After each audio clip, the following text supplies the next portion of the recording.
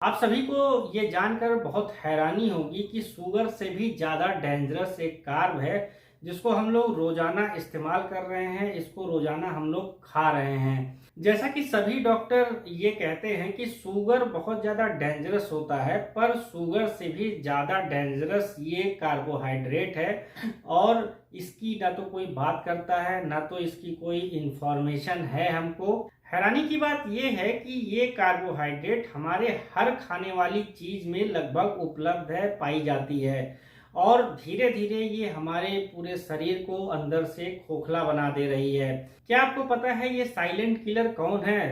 तो ये हमारे so called healthy breakfast cereals में भी पाया जाता है, सो कॉल्ड हेल्दी बिस्किट्स में भी पाया जाता है, सो कॉल्ड हेल्दी सॉस में पाया जाता है, सो कॉल्ड हेल्दी जो ड्रिंक्स आती हैं, जो एनर्जी ड्रिंक्स आती हैं, उनमें पाया जाता है, आइसक्रीम्स में पाया जाता है, केक्स में पाया जाता है। ये मार्केट में जितनी भी कैंडीज आती हैं, जितने भी ब्रांडेड चॉकलेट्स आते हैं, उनमें ये चीज़ मिल जाती है। इसके अलावा सबसे बड़ी बात यह है कि ये बेबी प्रोडक्ट्स में भी पाया जाता है, जिनको हम बच्चों की हेल्थ को अच्छा करने के लिए उन्हें लगातार देते हैं, जैसे हॉर्लिक्स, बॉर्नवीटा, लैक्टोजन या और भी जो भी बेबी प्रोडक्ट्स आते हैं। कई सारे बेबी प्रोडक्ट्स में ये कार्ब पाया जाता है।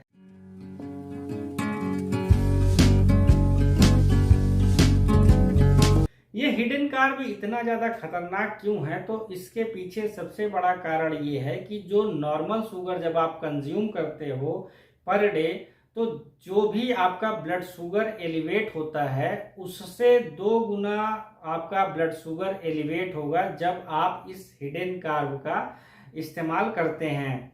और इस हिडन कार्ब को बोला जाता है माल्टोडेक्स्ट्रिन। बड़ी बड़ी कंपनियां लोगों को चकमा देने के लिए इस माल्टोडेक्स्ट्रिन को बहुत ही हेल्दी साउंडेबल मार्केट नेम से दिखाती हैं। जैसे कई सारे ब्रांडेड आइटम जब आप उनके इंग्रेडिएंट देखोगे तो ये आपको टोटल कार्ब के नाम से मिल जाएगा, या आपको व्हीट कार्ब के नाम से लिखा मिल जाएगा, या आपको ये राइस स्टार्च के नाम से लिखा मिल जाएगा, या व्हीट स्टार्च के नाम से ये आपको लिखा मिल जाएगा।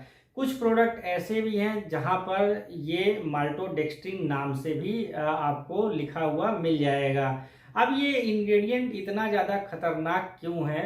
आप इसको इस तरह से समझिए कि जो नॉर्मल शुगर होती है उसको पॉइजन क्यों बोला जाता है? क्योंकि जब भी आप नॉर्मल शुगर कंज्यूम करते हो, जैसे ही नॉर्मल शुगर आपकी बॉडी में जाती है, आपका ब्लड शुगर लेवल अचानक से स्पाइक करता है, तेजी से ऊपर जाता है और उस चीज को फिर ब्लड शुगर लेवल को कंट्रोल करने के लिए बॉडी इंसुलिन रिलीज करती है।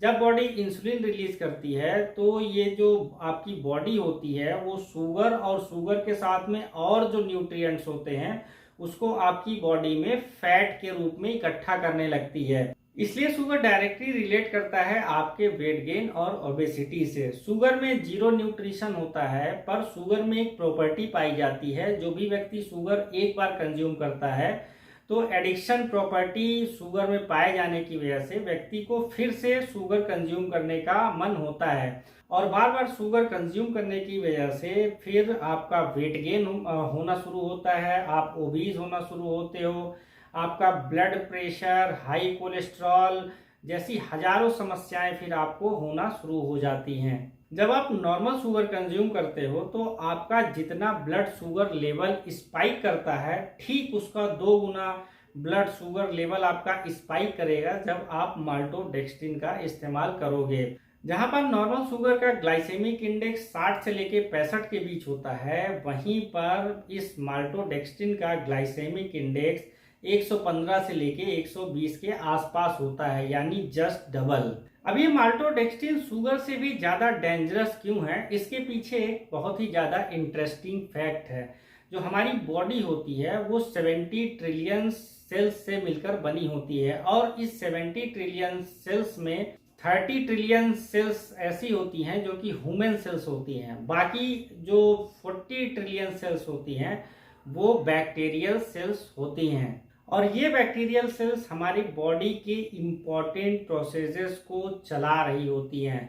एक तरह से ये समझिए कि जो हमारी बॉडी होती है वो एक बैक्टीरिया के लिए एक तरह का इकोसिस्टम है। बैक्टीरिया का नाम सुनकर बहुत ज़्यादा घबराने की ज़रूरत नहीं है। हमारे बॉडी में दो तरह के बैक्टीरिया पाए जाते हैं, पहला गुड बैक्टीरिया, दूसरा बैड बैक्टीरिया। और ये दोनों तरह के बैक्टीरिया वैसे तो हमारी पूरी बॉडी में पाए जाते हैं, लेकिन जो इनका सबसे ज़्यादा अमाउंट जहाँ पर पाया जाता है वो चीज़ होती है हमारा इंटेस्टाइन और हमारा स्टमक। यहाँ तक कि ये बैक्टीरिया डायरेक्ट रिलेट करते हैं कि हम कितना ज़्यादा जिएंगे या कितनी जल्दी मरेंगे। बॉडी के हर एक फंक्शनिंग को, जैसे blood sugar, cholesterol, high BP, ये जितने भी तरह के प्रोसेसेस हमारी बॉडी में होते हैं, लगभग हर एक चीज को ये बैक्टीरिया इफेक्ट करते हैं। इसलिए बहुत ज्यादा इम्पोर्टेंट होता है कि हमारी बॉडी में बैड बैक्टीरिया और गुड बैक्टीरिया का जो रेशियो है वो हमेशा एक तरह से बना रहे। अगर किसी कारणवश से हमारी बॉडी में बैड बैक्टीरिया की संख्या ज़्यादा हो जाती है तो फिर हमें कई तरह की समस्याओं का सामना करना पड़ सकता है। जैसे अगर बैड बैक्टीरिया ज़्यादा हो गए तो हमें जो है पेट से संबंधित कई सारी बीमारियां हो जाएंगी, हाई कोलेस्ट्रॉल की प्रॉब्लम हो सकती है, हाई बीपी की प्रॉब्लम हो सकती है, ओबेसिटी की प्रॉब्लम हो सकती है, या बहुत तरह की प्रॉब्लम जो है बैड बैक्टीरिया के बढ़ने से हो सकती है। आप एक तरह से समझिए कि जब भी आपको कभी बैक्टीरियल इन्फेक्शन होता है जिसकी वजह से आपको बुखार आता है, और बुखार आने के बाद फिर जब आप डॉक्टर के पास जाते हो तो डॉक्टर आपको फीवर की दवा के साथ में एंटीबायोटिक्स भी लिख देता है।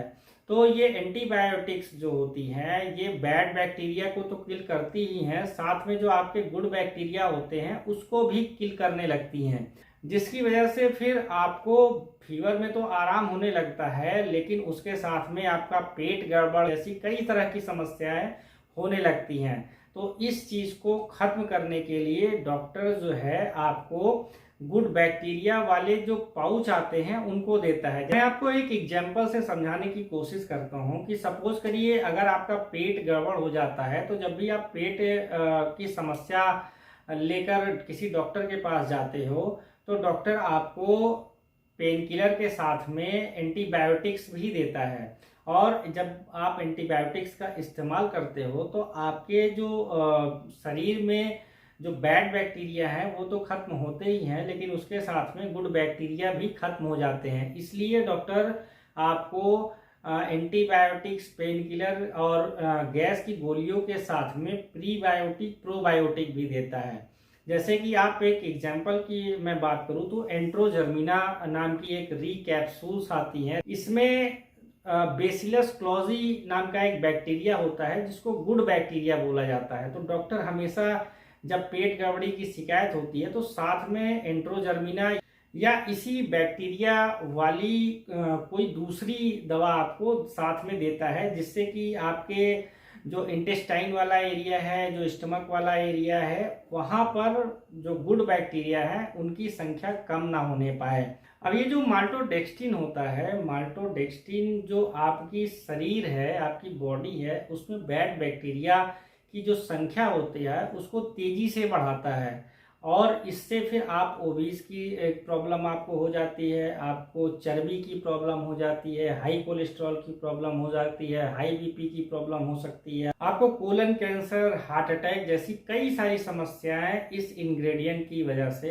हो सकती हैं। जैसा आप लोगों को घरों में भी कहा जाता होगा कि मैदे का इस्तेमाल कम करो या मैदे से बनी चीज़ों का इस्तेमाल कम करो, पाव कम खाओ, मैगी कम खाओ, नूडल्स कम खाओ, पिज्ज़ा कम खाओ। क्यों ऐसा बोला जाता है? क्योंकि जब आप इन सारी चीज़ों का इस्तेमाल करते हो तो ये सारी चीज़ें जल्दी डाइजेस्ट नहीं होती और ये आपकी आंतों के आसपास में चिपक जाती हैं। ठीक वैसा ही काम जो है माल्टोडेक्स्ट्रिन करता है। जब भी आप इसको कंज्यूम करते हो तो ये आपके आंतों के आसपास में चिपक जाता है, और फिर यहाँ जो बैड बैक्टीरिया होते हैं, इन्हीं चिपके हुए जो माल्टोडेक्स्ट्रिन होता है उसमें कॉलोनियां बनाना शुरू कर देते हैं और अपनी संख्या तेजी से बढ़ाना शुरू कर देते हैं। तो इसलिए ये माल्टोडेक्स्ट्रिन बहुत ही ज़्यादा खतरनाक हो जाता है हमारी बॉडी के लिए। अब एक सवाल आपके मन में ये चल रहा होगा कि अगर ये चीज़ इतनी ज़्यादा खतरनाक है तो फिर गवर्नमेंट इसको बैन क्यों नहीं करती? क्या ज़रूरत है कि ये जो माल्टोडेक्स्ट्रिन है वो इतनी सारी चीज़ों में मिलाई जाती है और उसको जो है आसानी से लोगों तक कंपनियां पहुंचाती हैं। इसके पीछे जो कारण है वो ये है कि जो माल्टोडेक्स्ट्रिन होती है वो बनाई जाती है स्टार्च से।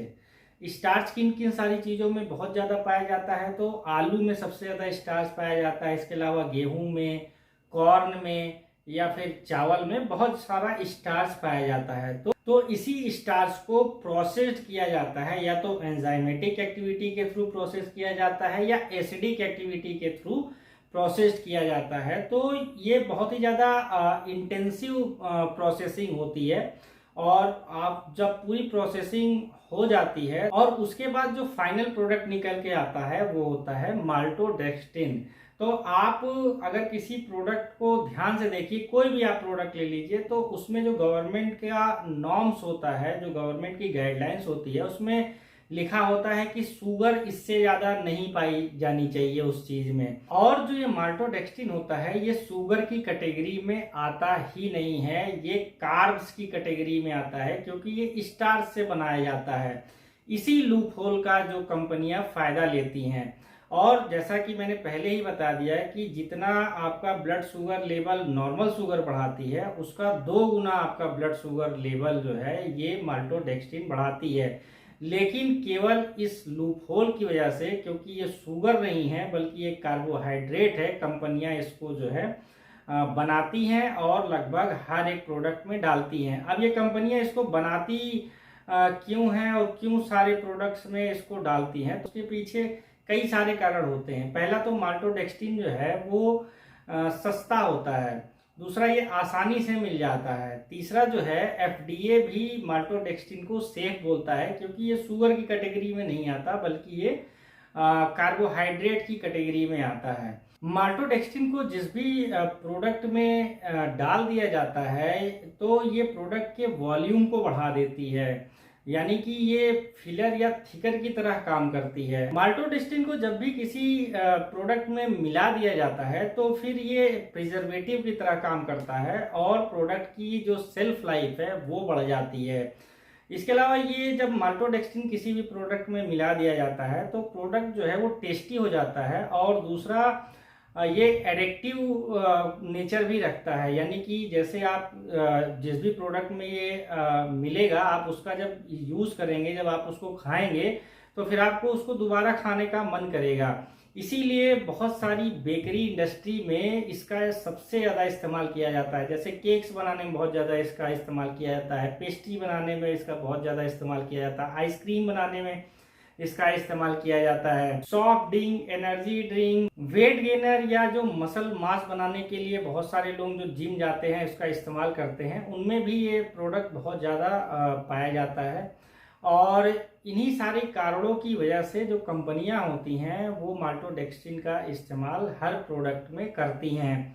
अब बात ये कर लेते हैं कि फिर इससे बचा कैसे जाए। तो सबसे पहले आप जो भी प्रोडक्ट मार्केट से खरीद रहे हैं, खासकर जो प्रोसेस्ड फूड होते हैं, प्रोसेस्ड फूड का मतलब जो रेडीमेड आपका सॉस हो रहा है, सॉफ्ट ड्रिंक्स है, इसके अलावा जो एनर्जी ड्रिंक्स है, जो आपके बेकरी वाले जितने भी प्रोडक्ट्स हैं, तो ये जितने भी प्रोसेस्ड फूड होते हैं, जब भी आप उसको लिखिए उसमें आप माल्टोडेक्स्ट्रिन का अमाउंट देखिए। अगर ये 2-4% है तब तो ठीक है, और अगर ये 40% के ऊपर है तो फिर आप इसका इस्तेमाल ना करें तो ही आपके लिए बेहतर है। इसके अलावा बहुत सारे प्रोडक्ट में माल्टोडेक्स्ट्रिन मेंशन नहीं करती हैं कंपनियां, बल्कि इसकी जगह ये टोटल कार्ब या तो लिख देंगी, या कॉर्न स्टार्च लिख देंगी, या आपको व्हीट स्टार्च लिख देंगी। अगर ऐसी भी कोई चीज़ लिखी है तो आप उसका भी परसेंटेज देखिए। 2-4% तक ठीक है, लेकिन अगर ये 40% के ऊपर है तो फिर आप अवॉइड करिए उस चीज़ को लेने से।